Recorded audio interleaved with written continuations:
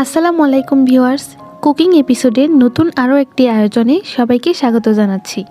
Pasta কম বেশি সবারই আমাদের পছন্দের, তবে দেখা যায় হাতের কাছে অনেক বেশি উপকরণ না থাকার কারণে অনেক সময় এটা আমাদের রান্না করা হয়ে ওঠে না। তাই আমি আজকে আপনাদের সাথে হাতের কাছে থাকা অল্প উপকরণে অথচ অসাধারণ স্বাদের মজাদার পাস্তার রেসিপি শেয়ার করব।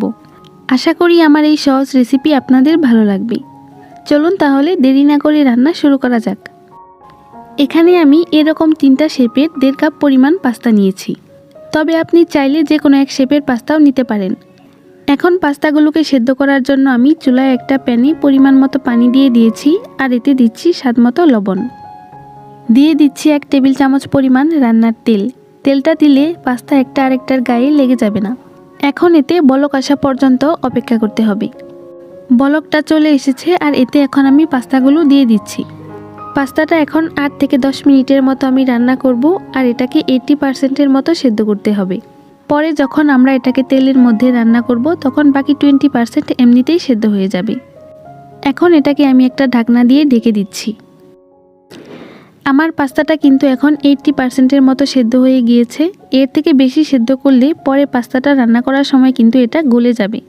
এবার এই পাস্তা থেকে গরম পানিটাকে ঝরিয়ে ঠান্ডা পানি দিয়ে খুব ভালোভাবে এটাকে ধুয়ে নিতে হবে, যাতে এর মধ্যে কুকিং প্রসেসটা বন্ধ হয়ে যায়।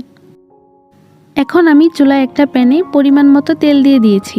তেলটা গরম হয়ে গেলে এতে আমি একটা ডিম দিয়ে দিব।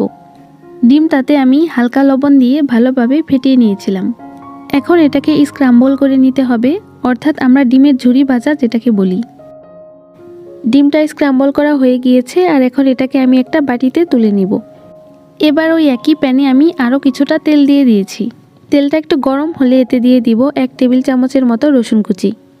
রসুনটা একটু ভাজা ভাজা হয়ে এলে এতে দিয়ে দিব 1/2 কাপ পেঁয়াজ কুচি। দিয়ে দিব স্বাদমতো কাঁচামরিচ কুচি। এখন এই সবগুলোকে তেলের মধ্যে খুব ভালোভাবে ভেজে নিতে হবে। পেঁয়াজটা যখন হালকা লালচে হয়ে আসবে তখন এতে দিয়ে দিব 1 টেবিল চামচ টমেটো সস।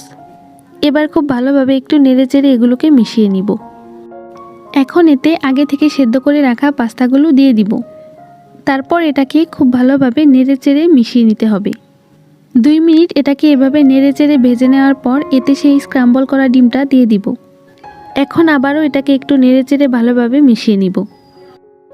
আমি যে পাস্তাটা নিয়েছিলাম তাতে এরকম একটা মশলার প্যাকেট ছিল। এখন এই মশলাটা আমি এর মধ্যে দিয়ে দিচ্ছি।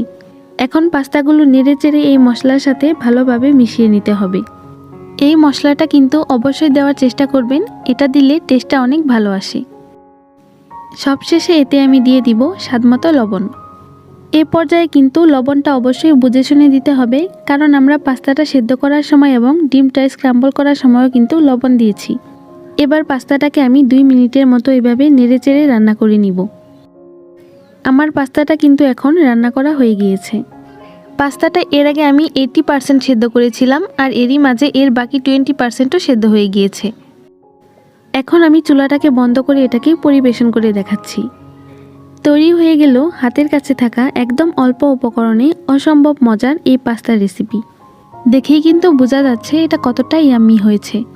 হালকা ক্ষুধায় অথবা বাচ্চাদের টিফিনে খুবই ঝটপট তৈরি করে ফেলতে পারবেন এই মজাদার পাস্তার রেসিপি। আমার আজকের এই সহজ রেসিপিটি যদি আপনাদের ভালো লেগে থাকে তাহলে আমার চ্যানেলটিকে সাবস্ক্রাইব করার অনুরোধ রইল। আজকে তাহলে এখানেই বিদায় নিচ্ছি। সবাই অনেক ভালো থাকবেন। আল্লাহ হাফেজ।